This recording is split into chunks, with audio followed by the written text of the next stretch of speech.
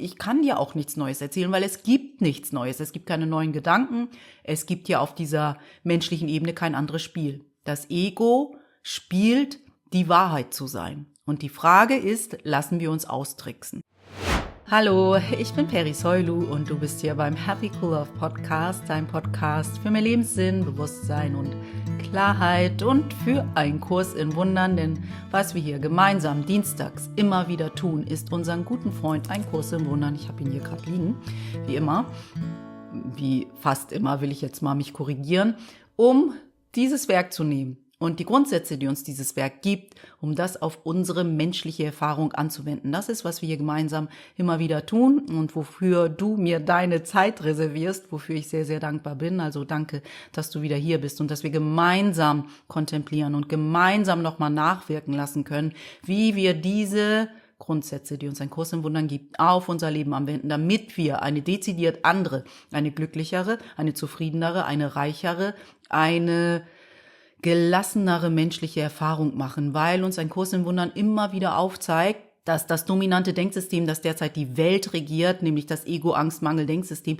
nicht die absolute Wahrheit ist. Unsere Überzeugung, dass wir nur ein Körper sind, ist nicht die absolute Wahrheit. Es gibt eine höhere geistige Bewusstseinswahrheit, sag ich mal, und die wird uns näher gebracht mit Hilfe von einem Kurs in Wundern.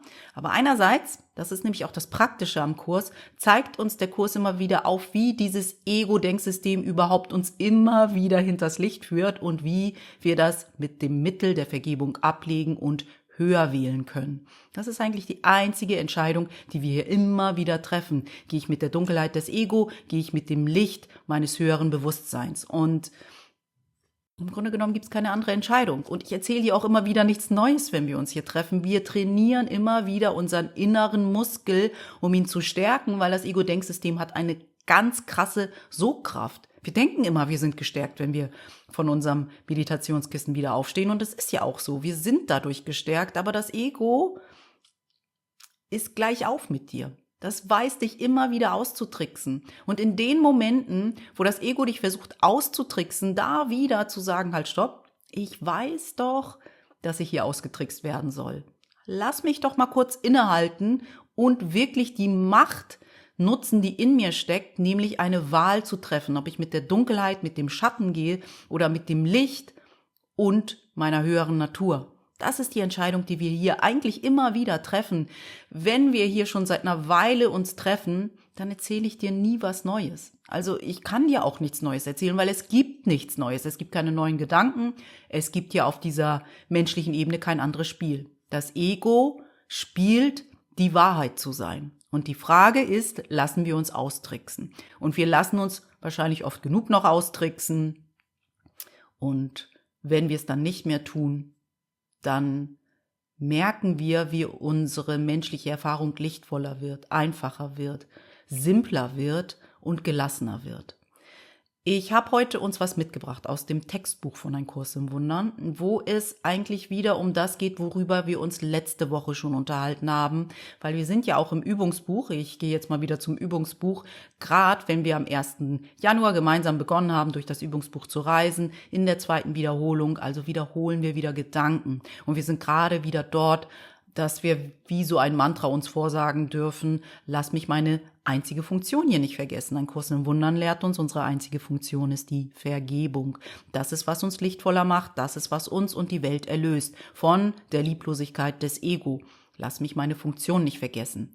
Lass mich nicht irgendetwas, was das Ego mir als Versuchung gibt, wieder dorthin auslegen, dass es gerechtfertigt ist, jemanden anzugreifen, weil dann habe ich meine Funktion wieder vergessen und das ist, was das Ego will. Dann bleibe ich in seinem Gefängnis. Das ist, was das Ego braucht, weil wenn wir aus dem Gefängnis des Ego heraustreten, dann wird es ja machtloser. Eigentlich ist es in Wahrheit machtlos, aber da wir ihm unser Gehör schenken und unser Bewusstsein schenken in mancherlei Hinsicht, wirkt es so, als hätte das Ego Macht. Und dieses scheinbare Machtspiel möchte das Ego aufrechterhalten. Also gibt es uns immer wieder Versuchungen.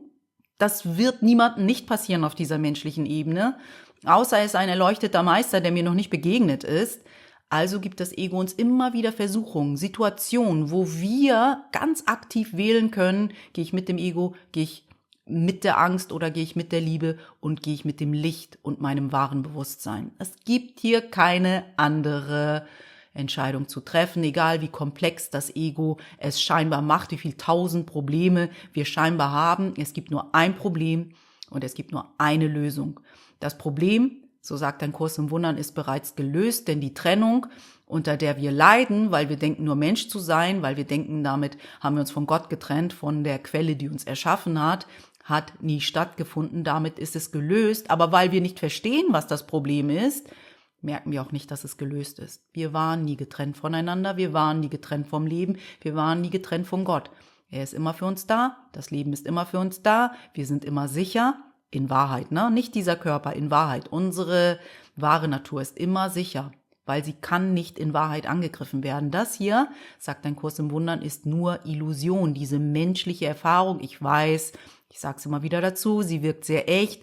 Das heißt auch nicht, dass du sie nicht genießen sollst, dass du nicht Spaß haben sollst, dass du nicht irgendwie auch hier voll und ganz da sein sollst. Das heißt es nicht. Was es heißt, klammer dich nicht an die Illusion, sondern weiß, wer du wirklich bist und lebe dann die Illusion vollkommen aus dieser höheren Variante von dir. Also, ich habe uns was aus dem Textbuch mitgebracht, weil da, wo wir gerade im Übungsbuch sind wir wieder daran erinnert, dass wir unsere wahre Funktion nicht vergessen sollen. Jedoch wirst du es selber wahrscheinlich in deinem Alltag merken, wie oft du deine wahre Funktion wieder links liegen lässt, wenn das Ego dir sagt, es ist Zeit, jemanden anzugreifen, der war richtig garstig mit dir oder der hat irgendetwas voll Schnippisches gesagt. Du musst diese Person angreifen, weil das kannst du dir doch nicht gefallen lassen. Da ist das Ego sofort angegriffen.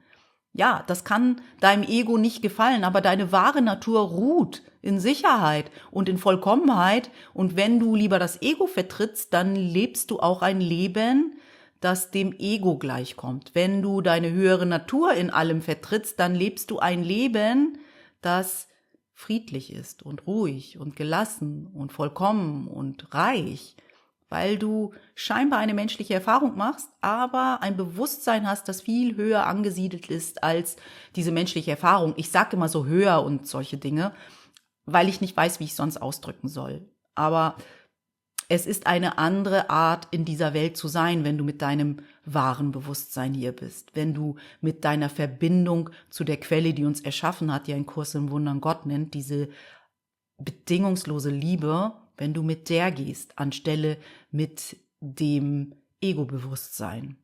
Also, wir vergessen oft genug, was unsere wahre Funktion ist, weil das Ego natürlich richtig gute Mechanismen hat und dort waren wir letzte Woche, um uns in seinem Denksystem gefangen zu halten. Wir waren dort, dass das Ego immer wieder die Vergangenheit in die Gegenwart trägt, so dass wir nie etwas anderes sehen, außer unsere Vergangenheit. Deswegen beginnt das Übungsbuch von Ein Kurs in Wundern damit, dass wir nicht wirklich wissen, worum es geht. Dass wir nicht wirklich sehen, dass wir nicht wirklich verstehen, weil wir immer wieder die Vergangenheit heranziehen, um das, was wir derzeit sehen, zu interpretieren.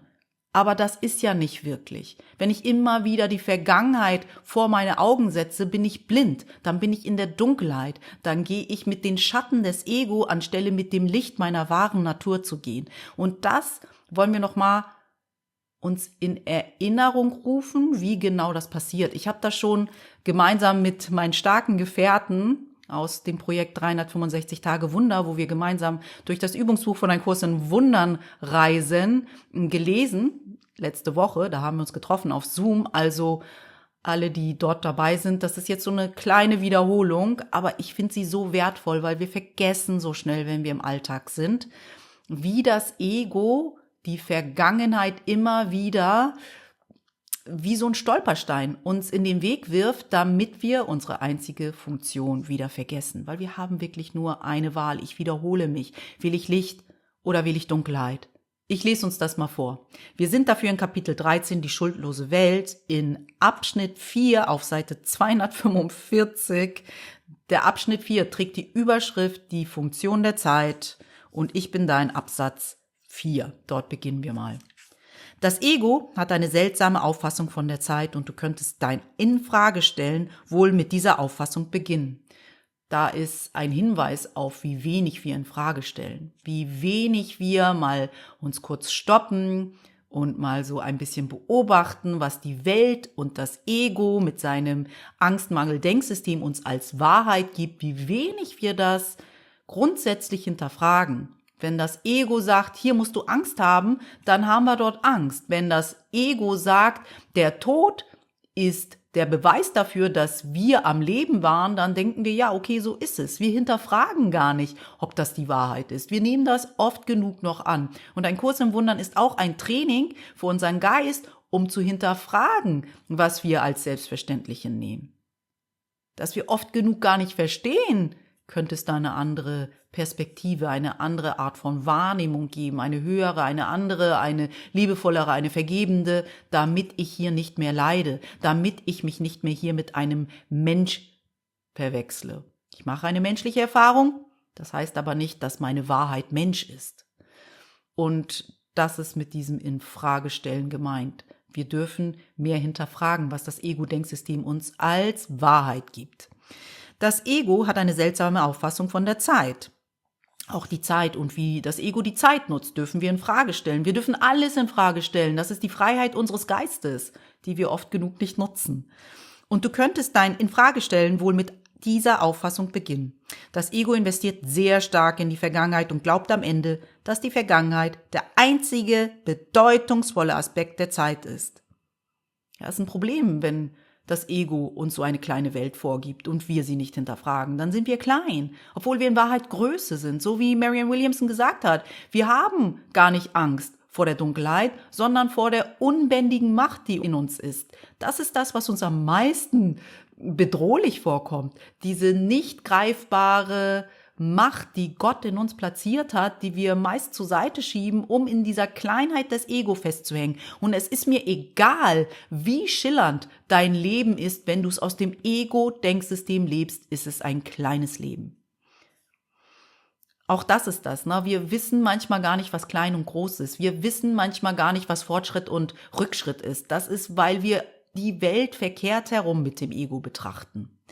Ich lese mal noch ein Stück. Denke daran, dass die Betonung, die das Ego auf die Schuld legt, es ihm ermöglicht, seine Kontinuität zu sichern, indem es die Zukunft der Vergangenheit gleichmacht und so die Gegenwart vermeidet.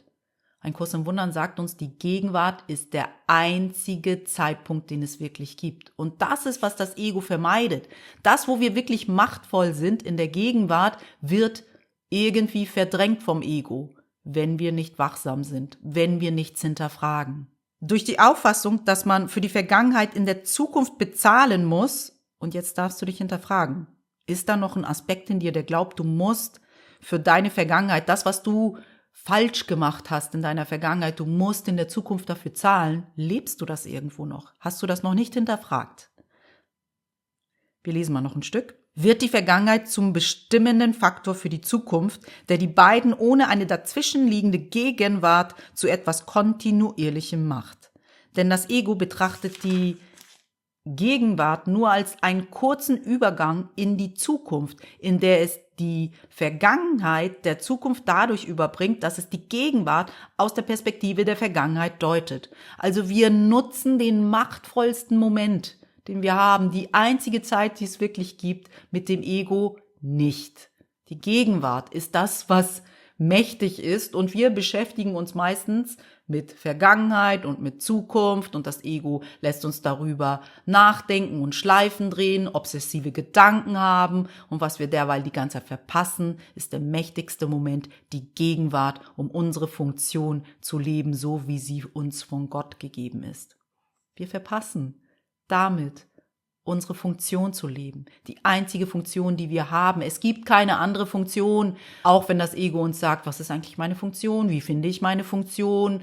Was muss ich tun? Muss ich diesen Test machen, dort studieren, diesen Job haben? Dann erfülle ich meine Funktion. Du hast in Wahrheit nur eine Funktion und das ist die Vergebung. Egal wo du bist, da ist es genau richtig, dass du deine eine Funktion lebst, nämlich zu vergeben. Alles andere wird sich daraus ergeben. Du bist viel klarer, wenn du deiner wahren Funktion nachkommst, was du hier auf menschlicher Ebene zu tun hast, als deine menschliche Funktion. Natürlich hast du auch hier als Mensch Aufgaben, aber die zeigen sich dir viel, viel klarer, wenn du zuerst deine einzige Funktion nicht missachtest, sondern sie beachtest. Also wir lesen noch ein Stück. Jetzt hat für das Ego keine Bedeutung. Die Gegenwart erinnert es lediglich an vergangene Verletzungen und es reagiert auf die Gegenwart, als sei sie die Vergangenheit. Was für eine Verschwendung der Gegenwart, wenn wir sie immer missbrauchen, weil wir sie wie die Vergangenheit behandeln. Und ich sage das dir und mir. Ne? Wenn ich hier so lese und spreche, spreche ich auch zuerst immer mit mir. Ich darf das genauso beachten, wie du es beachten darfst. Also es gibt hier nicht irgendwie, oho, erhobener Zeigefinger, ich habe euch bei irgendetwas erwischt. Ich will uns gemeinsam daran erinnern, wie schlau das Ego ist. Und wenn wir das klar sehen, können wir klar wieder diese machtvolle Entscheidung für uns treffen und für unser Licht und für die Vergebung und für ein sanftes und glückliches Leben. Weil, wie sagt der Kurs ist so schön, deine einzige Funktion bedeutet Glück. Vergebung bedeutet Glück. Alles andere mag scheinbar wie Glück wirken, aber in Nachhaltigkeit kann nur deine Vergebung Glück bringen. Oder dich daran erinnern, dass du bereits Glück bist. Lass mich das mal so ausdrücken. Wir lesen noch ein Stück. Das Ego kann eine Befreiung von der Vergangenheit nicht ertragen und obwohl die Vergangenheit vorbei ist, versucht das Ego, ihr Bild zu erhalten, indem es reagiert, als sei sie gegenwärtig. Und ich glaube, wir alle kennen das in Situationen, die uns herausfordern, wie wir auf einmal gar nicht mehr da sind. Wir sind auch nicht unser aktuelles Alter. Manchmal haben wir so ein regressives Verhalten in Situationen, die uns herausfordern und wir können uns dann mal hinterfragen, wie alt bin ich gerade? Und oft merken wir sind wieder in so eine kindliche Emotionalität zurückgefallen. Und wir alle haben das. Manche von uns noch öfter, manche von uns weniger, weil wir da wirklich wachsam mit sind. Aber hinterfrag dich mal. Das nächste Mal, wenn du wirklich herausgefordert bist, wenn du dich kurz stoppen kannst und wirklich so eine Art von Pause generierst, weil du vielleicht 3-mal tief atmen kannst oder einmal tief atmen, frag dich mal, wie alt fühle ich mich gerade? Wir lesen noch ein Stück. Es diktiert dir deine Reaktion auf jene, denen du in der Gegenwart begegnest, von einem vergangenen Bezugspunkt aus und verschleiert ihre gegenwärtige Wirklichkeit. Deswegen können wir unsere Mitmenschen, unsere Brüder, wie ein Kurs in Wundern unsere Mitmenschen nennt, das sind alle anderen, die mit uns hier gemeinsam eine menschliche Erfahrung machen, aber in Wahrheit Seelen sind oder ein höheres Bewusstsein, ein unsterbliches Bewusstsein. Deswegen können wir sie nicht wirklich sehen, weil wenn wir immer wieder die Vergangenheit nehmen, um sie in der Gegenwart zu betrachten, werden wir das sehen, was wir in ihnen sehen wollen, was uns unsere kleine Wahrheit widerspiegelt, beziehungsweise sie untermauert und uns bestätigt. Tatsächlich reagierst du, wenn du dem Diktat des Ego folgst, auf deinen Bruder so, als sei er jemand anders, was mit Sicherheit verhindert, dass du ihn so wahrnimmst, wie er ist. Und du wirst Botschaften aus deiner eigenen Vergangenheit von ihm bekommen, denn indem du sie in der Gegenwart wirklich machst, ich mache das. Ich mache meine Vergangenheit in der Gegenwart wirklich. Es ist niemand anders. Ich kann niemand anderem die Verantwortung für meine Gedanken geben. Was ich immer wieder aber unterscheiden darf, ist, was ist meine Verantwortung? Und meine Verantwortung ist bestimmt nicht, dass jemand anders sich gruselig verhält oder gemein oder mich betrügt oder irgendwie lieblos ist. Ich kann nichts für das Verhalten von anderen Menschen. Wofür ich aber was kann, ist für wo ich meine Vergangenheit mit in den Raum bringe und dadurch die Gegenwart verschleiere. Dafür trage ich Verantwortung. Das heißt aber nicht, dass ich verantwortlich bin für das lieblose Verhalten eines anderen Menschen, eines Bruders, deiner Schwester, deiner Partnerin, deines Chefs, für das lieblose oder unachtsame Verhalten einer anderen Person bist du nicht verantwortlich. Wie du damit umgehst, dafür bist du verantwortlich. Und es kann natürlich sein, dass auf der menschlichen Ebene dann, wenn du dich geklärt hast, wie du die Vergangenheit wieder mit in den Raum gebracht hast und wie du jetzt aus dieser geklärten Position nochmal hinschauen darfst, kann es natürlich sein, dass du dann ein Gespräch mit der Person suchst. Aber dann führst du dieses Gespräch anders, als hättest du sofort dem Ego und seinem Diktat gefolgt, weil das Ego dir gesagt hätte, greif sofort an. Wir brauchen keine Pause. Wir müssen sofort beweisen, dass wir der Klügere, der Bessere, der Schönere, der Eloquentere sind. Wir müssen das sofort beweisen, sonst geht's mir hier nicht gut. Das Ego braucht immer Instant Gratification, nennt man das auf Englisch. Also sofortige Befriedigung von irgendetwas, was das Ego dir aufträgt, worin es Befriedigung braucht. Genugtuung, sich wehren, Schutz. Sagt ja immer, Verteidigung ist dein Schutz. Wenn du dich jetzt nicht verteidigst, dann trampeln alle auf dir herum. Aber in deiner Wehrlosigkeit liegt deine Sicherheit, lehrt uns ein Kurs im Wundern. Das heißt nicht, dass du nicht was sagen darfst, aber versuche es so gut du kannst, es aus einem geklärten Bewusstsein zu tun, damit du nicht Öl ins Feuer gießt, sondern damit du Frieden in die Situation bringst. Wir lesen noch ein Stück. Und du wirst die Botschaften aus deiner eigenen Vergangenheit von ihm bekommen, denn indem du sie in der Gegenwart wirklich machst, verbietest du dir, sie loszulassen. Du verweigerst dir auf diese Weise selbst die Botschaft der Befreiung, die jeder Bruder dir jetzt, also in der Gegenwart, anbietet. Ich verweigere mir meine Erlösung. Es ist niemand anders, egal wie gefährlich, wie bedrohlich eine Situation wirken mag, ich versperre mir die Erlösung, weil ich Gedanken pflege, die meist aus meiner Vergangenheit die Gegenwart einfärben. Die schattenhaften Gestalten aus der Vergangenheit sind genau das, dem du entrinnen musst. Sie sind nicht wirklich und haben keinerlei Macht über dich, wenn du sie nicht mitbringst. Sie tragen die Schmerzensstellen in deinem Geist und weisen dich an, in der Gegenwart anzugreifen als Vergeltung für eine Vergangenheit, die es nicht mehr gibt. Und diese Entscheidung ist eine Entscheidung für zukünftigen Schmerz. Wenn du nicht lernst, dass der vergangene Schmerz eine Illusion ist, wählst du eine Zukunft der Illusionen und verpasst die vielen Gelegenheiten zur Befreiung, die sich dir in der Gegenwart bieten würden. Ich höre mal auf, hier zu lesen, weil ich glaube, wir alle haben jetzt verstanden, worum es geht. Wenn wir die Vergangenheit in der Gegenwart leben, dann kann sich uns gar nichts anderes zeigen und wir können uns auch nicht aus dem Ego-Gefängnis befreien und wir können unserer einzigen Funktion nicht nachkommen. Ich möchte diese heutige Folge gern mit einem meditativen Gebet für uns abschließen, damit wir vielleicht hierhin zurückkehren können, jedes Mal, um uns gemeinsam zu stärken und damit wir uns an unsere einzige Funktion hier gemeinsam erinnern können. Also, wenn es dir jetzt möglich ist und deine Situation es dir erlaubt, dann mach's dir jetzt bequem und schließe sanft deine Augen und wir starten. Lass mich meine einzige Funktion heute nicht vergessen. Meine einzige Funktion ist es, zu vergeben. Und wenn ich das tue, dann bin ich glücklich. Es gibt kein anderes Glück, egal wie das Ego und die Welt mich ruft, anderen Dingen hinterher zu jagen, 1000 Probleme zu lösen, Verantwortung zu haben und das Leben komplexer und komplexer zu machen. Ich lasse mich davon nicht mehr beeindrucken. Es gibt nur eine einzige Entscheidung für mich. Gehe ich mit der Schattenwelt des Ego oder gehe ich mit dem Licht meiner wahren Natur? Es gibt nur dieses eine, was ich entscheiden kann. Schatten oder Licht. Will ich Dunkelheit oder will ich Licht? Ich will das Licht wählen. Gott, stärke mich. Gib mir die Kraft und die Zuversicht, heute das Licht zu wählen. Egal, was das Ego mir gibt. Egal, womit es ruft. Egal, womit es mich in Versuchung führen will.